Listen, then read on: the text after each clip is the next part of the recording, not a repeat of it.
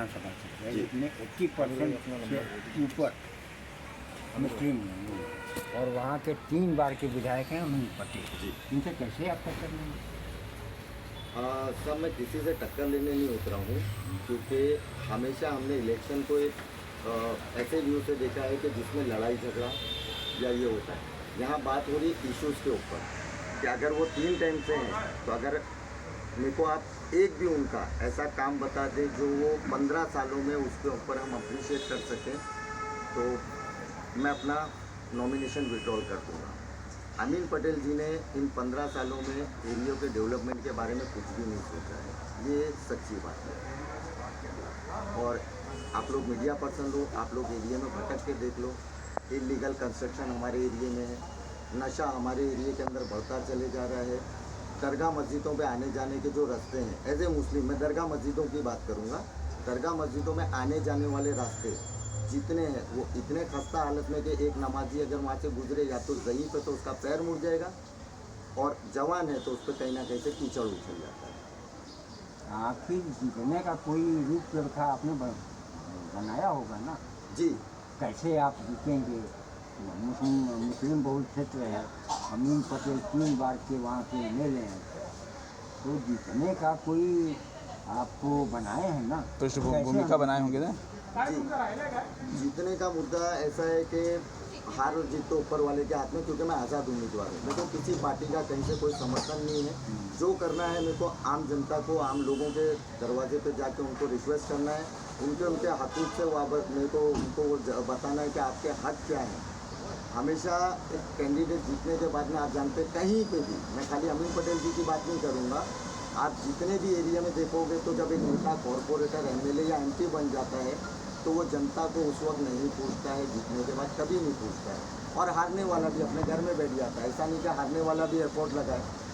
मैं अगर हार भी गया तो मैं जो इश्यूज़ बता रहा हूँ आपको, जो नॉर्मली इश्यूज़ है, एजुकेशन का है, हेल्थ का है, डेवलपमेंट का है, मैं उसके बारे में कंटिन्यू आवाज़ उठाता रहूँगा। अब वहाँ की जनता को प्रभावित करने के लिए आपके क्या उपाय हैं? प्रभावित करें और जनता आपको वोट दे, रणनीति है आपकी, किस रणनीति के तहत चुनाव लड़ रहे हैं, और अभी इलेक्शन के समय क्यों आप इस मुद्दों को उठा रहे हैं? इसके पहले आप 5 साल क्या कर रहे थे? जी, मैं 5 साल तो देखिए, अगर देखा जाए तो जैसा मैंने बताया ना कि मैं नॉन पॉलिटिकल इंसान हूँ, मैं एक आम जनता की तरह था। मैंने कोरोना काल में उसके बाद में अपनी वालिदा को गंवाया है, जो कोविड-19 से ही मरी है। मैंने अपनी वालिदा को कितने हॉस्पिटल्स लेके बढ़ता हूँ ये मेरा दिल जानता है, कब्रिस्तान में किस तरह दफनाया हूँ ये मेरा दिल जानता है। इसी तरह उस एरिया के अंदर और भी लोगों की डेथ हुई है, हॉस्पिटल की फैसिलिटी ज़रा भी नहीं थी। जितना भी काम हो रहा था, जहाँ गरीबों को अनाज बांटना या ऑक्सीजन सिलेंडर देना, ये सारी NGOs कर रही है, पॉलिटिशियन अपने अपने घरों में दब के बैठे हुए थे। तो मैं चाहता हूँ वहाँ हमारे एरिया के अंदर बहुत सारी ऐसी खाली जगह है जहाँ पर हम स्पोर्ट्स के लिए, बच्चों के लिए स्पोर्ट्स का अरेंजमेंट कर सकते हैं, स्पोर्ट्स क्लब बना सकते हैं, गार्डन बना सकते हैं, एजुकेशन के लिए हम वहाँ पर स्कूल बना सकते हैं। आज अगर हमारे एरिया में आप देखोगे तो जो स्कूल जितने फ्लोर की थी आज वो उतने फ्लोर की, उसके बाजू में जो टावर खड़े हुए जो कभी 3 मंजिला होते थे या 4 मंजिला इमारत थी, आज वो 31 मंजिला और 32 मंजिला हो गई है। लेकिन एजुकेशन सिस्टम वहीं के वहीं धरा हुआ है, और मैं उस एजुकेशन सिस्टम के लिए, उस हॉस्पिटल के सिस्टम के लिए जिसमें मैंने अपनी वालिदा को गंवाया है, मैं आखिर तक के लड़ूंगा इस चीज़ से। वहाँ मुंबा देवी की जनता के विकास के लिए आप क्या क्या करें? मैं मुंबा देवी की जनता के विकास के लिए तो सबसे पहले मैं एक आम नागरिक हूँ, क्या क्या प्रॉब्लम है वो मैं बहुत अच्छे से जानता हूँ। सड़कों से गुजरना, कहीं पे जाना, किस चीज़ की फैसिलिटी, धार्मिक चीज़ों में हमको किस तरह किस चीज़ की गवर्नमेंट से फैसिलिटी मिलना, ये सब मैं बहुत अच्छे से जानता हूँ, जो हमको नहीं मिलती। तो मेरी कोशिश रहेगी गवर्नमेंट से जो चीज़ आती है मैं अपनी जेब से देने का वादा नहीं करूँगा, लेकिन गवर्नमेंट से जो स्कीम आती है, जो पब्लिक के लिए आती है, मैं कोशिश करूँगा उन तक के पब्लिक तक के वो स्कीमों को पहुँचाऊँ, उनका फ़ायदा करूँ। आप अपक्ष से खड़े हैं, लोग आरोप लगाएंगे कि किसी पार्टी ने आपको अमीन पटेल को हराने के लिए खड़ा किया। जी देखिए, ये तो बात सही है, लेकिन अगर एक लोकल एरिया का, उसी एरिया का हूँ। ज़्यादातर लोग पहचानते हैं कि मैंने पैसों पे कभी भी राजनीति नहीं किया हूँ।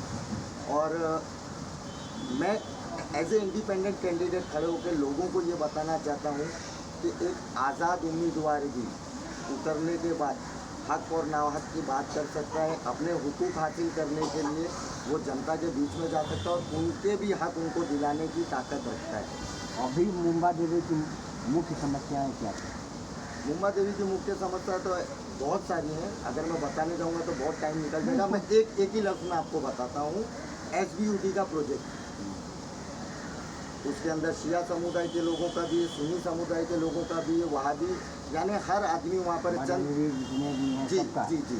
उसके अंदर आप देखिएगा कि अमीन पटेल साहब ने उस क्षेत्र में क्या काम किया। उसके अंदर एक ही इशू मैं दे रहा हूँ आपको कि वहाँ पर आए दिन काम करने वाले मजदूर गिर के मरते हैं। वहाँ पर एक बिल्डिंग गिर गई जिसके अंदर पूरी फैमिली मर गई, सिर्फ एक बच्चे को छोड़ के। आज उस बच्चे के दिल पे क्या बीतती होगी। लेकिन अमीन पटेल साहब ने कभी भी एक मुआवजा के लिए मुआवजा देने से उसके माँ बाप नहीं आ जाएंगे। हाँ वो बात है, लेकिन मुआवजा मिला कि नहीं? मुआवजा पता नहीं मिला कि नहीं मिला, लेकिन मैं उस बच्चे को पैसे से नहीं देख रहा हूँ। मैं भी एक औलाद हूँ, मेरे भी वालिदैन का इंतकाल हो गया है। मैं जानता हूँ कि वालिदैन के इंतकाल के बाद मैं करोड़पति भी बन जाऊँगा, मैं अपने वालिद वालिदा को फिर नहीं पा पाऊँगा। कोरोना काल में सरकारी महकमा तो करीब इस साइड में से लोग, जी बेशक। हाँ? उसमें NGO जो लोग हैं बहुत ज़्यादा काम किए हैं। हाँ क्या उसमें आपने कोई काम किया है? जी, मैंने बेशक काम किया है। कौन से NGO मैंने का? हाजी अली दरगाह से जो मदद मिलती थी उसको अपने एरिया में भी पहुंचाए। अपने एरिया में नहीं, जहां तक हमको सेवा का मौका मिला दरगाह की तरफ से, मेरे पास उसका कार्ड भी है। उन लोगों ने कार्ड बना के दिया क्योंकि कोरोना में कोई आम आदमी बाहर निकल नहीं सकता था, तो कार्ड पहन के मैंने भी लोगों तक पहुँचा। ये शायद हाजी अली सरकार का मेरे पे बहुत बड़ा करम हुआ है कि उन्होंने लोगों